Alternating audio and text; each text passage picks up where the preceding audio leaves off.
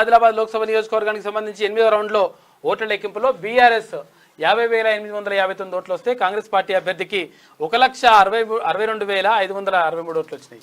BJP అభ్యర్థికి 2,08,681 ఓట్లు వచ్చినాయి. బీజేపీ 46,118 ఓట్ల ఆధిక్యంలో కొనసాగుతూ ఉంది. 12th రౌండ్ ఓన్లీ సిర్పూర్లో చూస్తూ ఉన్నాం. ఆదిలాబాద్ కూడా సిట్టింగ్ ఎంపీ, ఇది సిట్టింగ్ బీజేపీ స్థానమే ఆదిలాబాద్. కాకపోతే బీజేపీ అభ్యర్థిని మాత్రం మార్చిళ్ళు, క్యాండిడేట్ ను మార్చినప్పటికీ నగేష్ వైపే ఆదిలాబాద్ ప్రజలు స్పష్టంగా ఉన్నట్టు 46,000 పైచీలకు ఓట్ల ఆధిక్యంలో బీజేపీ అభ్యర్థి గోదెం నగేష్ ముందు వరుసలో ఉన్నట్టు తెలుస్తా ఉంది. ఇక భువనగిరి కాన్స్టిట్యున్సీకి సంబంధించి కాంగ్రెస్ పార్టీ 1,06,34 ఓట్ల ఆధిక్యంలో కొనసాగుతూ ఉంది. మొత్తం మీద ఇప్పుడు ఉన్నటువంటి అప్డేట్ ప్రకారం ఇక ఏపీ విషయానికి వస్తాం. ఏపీ లోక్సభ, ఏపీ పార్లమెంట్ విషయానికి వస్తే ఇక్కడ కూటమిదే పై చేయిగా ముందుకు వెళ్తా ఉంది. టీడీపీ నుంచి 16 మంది ఆధిక్యంలో కొనసాగుతుంటే ఇక్కడ జనసేన నుంచి ఇద్దరే పోటీ చేసిండ్రు, ఇద్దరు కూడా ఆధిక్యంలో కొనసాగుతున్నారు. బీజేపీ నుంచి 3 అభ్యర్థులు ఆధిక్యంలో మాత్రం కొనసాగుతున్నారు. కేవలం 25 పార్లమెంటు సెగ్మెంట్స్ ఉంటే అధికారంలో ఉన్న వైఎస్ఆర్సీపీ మాత్రం కేవలం 4 స్థానాల్లో మాత్రం ఆధిక్యంలో కొనసాగుతూ ఉన్నారు. ఇక కూటమి జేజేలు మాత్రం కొడతా ఉన్నారు. కూటమికి 150 పైచీలకు, అంటే ఇప్పటికే 160 పైచీలకు స్థానాలలో ఆంధ్రప్రదేశ్ లో కూటమి అభ్యర్థులు మాత్రం ఆధిక్యంలో కొనసాగుతున్నట్టు అసెంబ్లీకి సంబంధించింది చర్చ నడుస్తూ ఉంది. చాలా పెద్ద ఎత్తున మాత్రం నడుస్తూ ఉంది. ఇక ఆదిలాబాద్ ఓవరాల్ గా 9 రౌండ్లు మాత్రం కంప్లీట్ అయిపోయినాయంట. 9 రౌండ్లు కంప్లీట్ అయ్యేసరికి బీజేపీ అభ్యర్థి గోదెం నాగేష్ 48,385 ఓట్ల ఆధిక్యంలో మాత్రం కొనసాగుతున్నట్టు చర్చ నడుస్తూ ఉంది.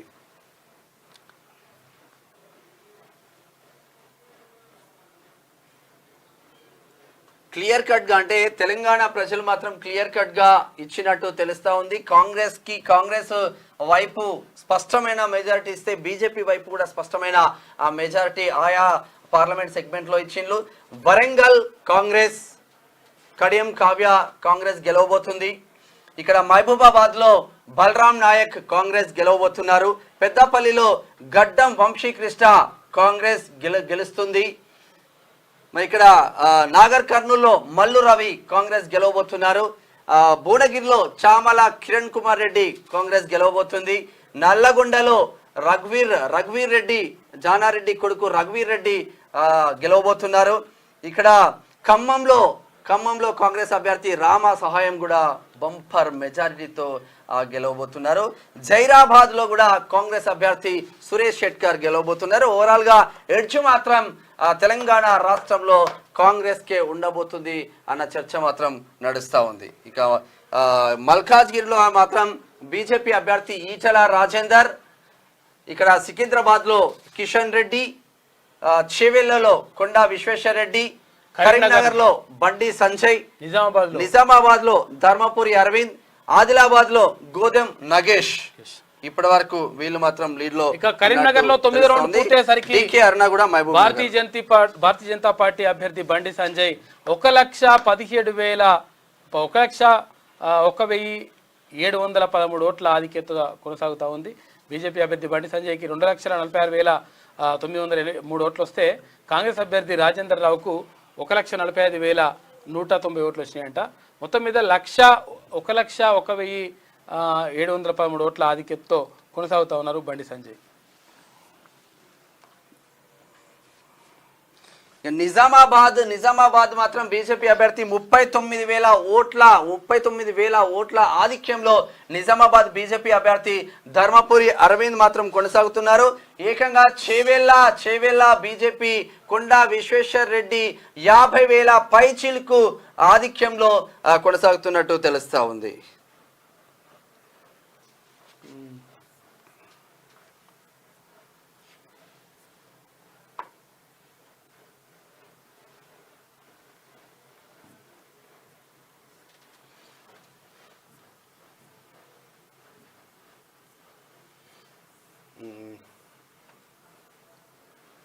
ఇక బిగ్ బ్రేకింగ్ చూస్తున్నాం. నల్గొండ పార్లమెంట్ స్థానం నుంచి 19వ రౌండ్ ఫలితాలు వచ్చినాయి. 2,97,488 ఓట్లతో కాంగ్రెస్ అభ్యర్థి రఘువీర్ రెడ్డి అత్యధిక ఆధిక్యం కొనసాగుతా ఉంది. మొత్తం మీద 3 లక్షలు దాటేట్టే ఉంది.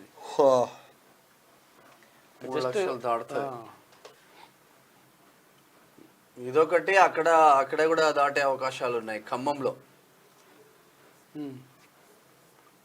కూడా దాటే. ఒకసారి జైరాబాద్ కి సంబంధించింది చూద్దాం. ఇప్పటి వరకు సురేష్ షెట్కార్ కి 1,82,000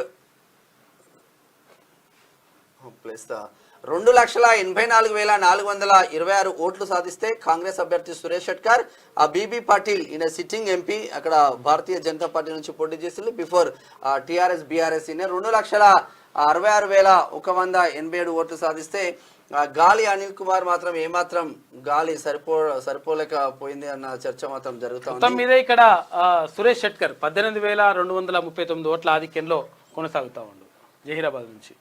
పిఠాపురంలో, ఆంధ్రప్రదేశ్ కి సంబంధించింది పిఠాపురంలో 40,000 పైచీలకు ఓట్ల ఆధిక్యంలో పవన్ కళ్యాణ్ ఉంటే, ఇక నారా లోకేష్ మంగళగిరిలో కూడా జబర్దస్త్గా ముందుకు వెళ్తా ఉన్నారు. మంచి ఆధిక్యంతో ముందుకు వెళ్తా ఉన్నారు. ఈసారి మొత్తం దేశం కాదు రాష్ట్రాలన్నీ ఆగమాగం అవుతున్నాయి. ఇప్పుడు నార్మల్గా లేదు కథ.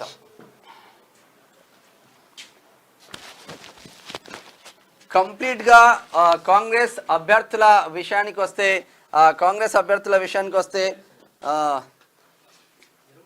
ఖమ్మం 1 ఖమ్మం రామ సహాయం, 2 నల్గొండ రఘువీర్ రెడ్డి, ఇక 3 జైరాబాద్ సురేష్ షెట్కార్, 4 నాగర్ కర్నూల్ మల్లు రవి, 5 భువనగిరి చామల కిరణ్ కుమార్ రెడ్డి. మరి కంప్లీట్గా ముందుకు వెళ్తున్నట్టు తెలుస్తూ ఉంది. 5 ఇక్కడ చామల కిరణ్ కుమార్ రెడ్డి అయితే, 6 మహబూబాబాద్ బలరాం నాయక్, 7 వరంగల్ కడియం కావ్య దూసుకుపోతున్నట్టు మాత్రం మనకి ఇప్పటి వరకు అందుతున్న సమాచారం. క్లియర్గా ఏడుగురు మాత్రం కంప్లీట్గా పార్లమెంట్లో అడుగుపెట్టే అవకాశాలు మాత్రం కనిపిస్తూ ఉన్నాయి. మహబూబ్ నగర్లో మాత్రం బీజేపీ కొంచెం లీడ్ పెంచుకునే అవకాశాలు మాత్రం కనిపిస్తూ ఉంది. పెద్దపల్లి 8 గడ్డం వంశీకృష్ణ 8 ఇప్పటికీ కాంగ్రెస్ స్పష్టమైన లీడ్లో దూసుకు వెళ్తుందని చెప్పుకోవచ్చు. ఇక భారతీయ జనతా పార్టీ బీజేపీకి సంబంధించింది అయితే కరీంనగర్ 1 కరీంనగర్ బండి సంజయ్, 2 నిజామాబాద్ ధర్మపురి అరవింద్, 3 మల్కాజ్గిరిలో ఈటల రాజేందర్, 4 సికింద్రాబాద్లో కిషన్ రెడ్డి, 5 చెవెళ్ళ కొండ విశ్వేశ్వర్ రెడ్డి, ఇక 6 డీకే అరుణ మహబూబ్ నగర్లో స్పష్టమైన ఆధిక్యంలో మాత్రం కొనసాగుతున్నారు. 6 అయితే 7 ఆదిలాబాద్ గోదెం నాగేష్, అంటే 8 మంది కాంగ్రెస్ అభ్యర్థులు స్పష్టమైన ఆధిక్యంలో కొనసాగుతుంటే 7 అభ్యర్థులు మాత్రం 7 ప్లస్ ఇక్కడ మెదక్ రఘునందన్ రావు 8, అంటే 50-50 8 మంది కాంగ్రెస్ అభ్యర్థులు స్పష్టమైన మెజార్టీతో దూసుకుపోతా ఉన్నారు. 8 మంది బీజేపీ అభ్యర్థులు దూసుకుపోయినప్పటికీ లీడ్ కొనసాగించినప్పటికీ ఇక్కడ మెదక్లో కాకపోతే నువ్వా నేనా ఫైట్ మాత్రం నడుస్తూ ఉంది. 8 సీట్లలో బీజేపీ, 8 సీట్లలో కాంగ్రెస్, 16 ప్లస్ ఎంఐఎం 1 17. ఇదే పిక్చర్ క్లారిటీగా మీ ముందు రాబోతున్నట్టు తెలుస్తూ ఉంది. మరి నిజంగా ఇక్కడ ఎగ్జిట్ పోల్స్ ఎగ్జాక్ట్గా వస్తున్న పరిస్థితి మాత్రం ఉంది. దేశ రాజకీయాలను చూస్తే మాత్రం ఎగ్జాక్ట్గా ఎగ్జిట్ పోల్స్ అంచనాలు తలకిందులుగా చేసి కాంగ్రెస్ ఇండియా కూటమి చాలా పెద్ద ఎత్తున దూసుకు వస్తూ ఉంది. మహారాష్ట్రలో ఇండియా కూటమి, బెంగాల్లో ఇండియా కూటమి, ఇక్కడ కేరళలో ఇండియా కూటమి, చాలా పెద్ద ఎత్తున కూడా ఇండియా కూటమి అభ్యర్థులు విజయం సాధించబోతున్నారు. ఎన్డీఏ కూటమి అభ్యర్థులు విజయం సాధించినప్పటికీ ఆప్కి బార్ 400 పార్ అన్న నినాదం ఏదైతే ఉందో ఇప్పటికీ 300 400 కాదు కదా 300 కూడా ఇప్పటికి మాత్రం దాటలేదు అన్న ఒక విమర్శలు మాత్రం వస్తున్నట్టు, చాలా పెద్ద ఎత్తున విమర్శలు వస్తున్నట్టు తెలుస్తూ ఉంది. ఓవరాల్గా ఎక్కడెక్కడ ఎట్లా ఉంది పరిస్థితి చూసే ఏపీలో మాత్రం ప్రతిపక్ష స్థానం కూడా కోల్పోయే అవకాశం ఉంది. ప్రతిపక్ష స్థానం కావాలి అంటే మినిమం 18 సీట్లు అక్కడ ఏపీలో అవసరం ఉంటుంది వైఎస్ఆర్సీపీకి. మరి వైఎస్ఆర్సీపీ కేవలం 15 సీట్లలో మాత్రం ఆధిక్యంలో కొనసాగుతూ ఉంది. 18 సీట్లు వస్తేనే ప్రతిపక్ష హోదా కల్పించబడుతుంది ఆంధ్రప్రదేశ్లో. మరి కేవలం 15 సీట్లలో ఆధిక్యంలో ఉంది కాబట్టి ప్రతిపక్ష హోదా కూడా ఉండదు అన్న చర్చ మాత్రం నడుస్తూ ఉంది. కుప్పంలో మాత్రం 9,800 పైచీలకు ఓట్ల ఆధిక్యంలో చంద్రబాబు నాయుడు దూసుకుపోతున్నట్టు తెలుస్తూ ఉంది. ఓవరాల్గా కూటమి అభ్యర్థులు 160 పైచిల్కు స్థానాల్లో కూటమి అభ్యర్థులు ఆధిక్యంలో ఉండగా కేవలం 15 స్థానంలో మాత్రమే ఆధిక్యంలో కొనసాగుతుంది. సిట్టింగ్ వైఎస్ఆర్సీపీ ప్రభుత్వం ఉండి ఓన్లీ జగన్మోహన్ రెడ్డి బొమ్మ మీద ముందుకు వెళ్ళడం, ఇక కొడాలి నాని అటువంటి కమ్మ సామాజిక వర్గంలో పుట్టిన కొడాలి నాని అటువంటి క్యాండిడేట్లు బూతు పురాణం, వాళ్ళు మంత్రులా మరి మనుషులా మాకైతే అర్థం కాని పరిస్థితి. ఏది పడితే అదే మీడియా ముందుకు వచ్చి లఫుడ్ గాడు మన్ను మశానం అని చంద్రబాబును తిట్టడం, ప్రజలలో విశ్వసనీయత కోల్పోవడం, అంబటి రాంబాబు అటువంటి మినిస్టర్స్ కూడా ఇష్టం ఉన్నట్లు వల్గారిటీగా, అంటే ఇటు కమ్మ సామాజిక వర్గం నేతలేమో పవన్ కళ్యాణ్ మీద తిట్ల పురాణం మొదలు పెడితే, ఎందుకంటే పవన్ కళ్యాణ్ కూడా కాపు సామాజిక వర్గం కాబట్టి వైఎస్ఆర్సీపీలో ఉన్న ఆ కాపు సామాజిక వర్గం నేతలతో మంత్రులతో పొట్టు తిట్టించిండు జగన్మోహన్ రెడ్డి. ఇక కమ్మ సామాజిక వర్గంలో ఉన్న ఇటు కొడాలి నాని కావచ్చు, వల్లభనేని వంశీ కావచ్చు, వీళ్ళిద్దరూ ఇక ఏకంగా చంద్రబాబును టార్గెట్ చేసేసి చంద్రబాబు కమ్మ, వీళ్ళిద్దరు కమ్మ కాబట్టి కమ్మ సామాజిక వర్గపు నేతలను కమ్మ సామాజిక వర్గం వాళ్ళతో తిట్టించడం, కాపు సామాజిక వర్గం వాళ్ళను కాపు సామాజిక వర్గంతో తిట్టించడం ప్రజలు జీర్ణించుకోలేకపోయిండ్రు. మా నేతలను తిట్టిస్తారా మీరు అని చెప్పేసి కర్రు కాల్చి వాత పెడితే 15 సీట్లకు వచ్చింది. అందుగురించే అధికారం ఉందానో డబ్బు ఉందానో మదం పెరిగి కళ్ళు నెత్తికెక్కితే కాలం చెప్పే సమాధానానికి ఎవరు అతిథులు కారంటారు కదా, ఇదే కాలం చెప్పే సమాధానం ఆంధ్రప్రదేశ్లో.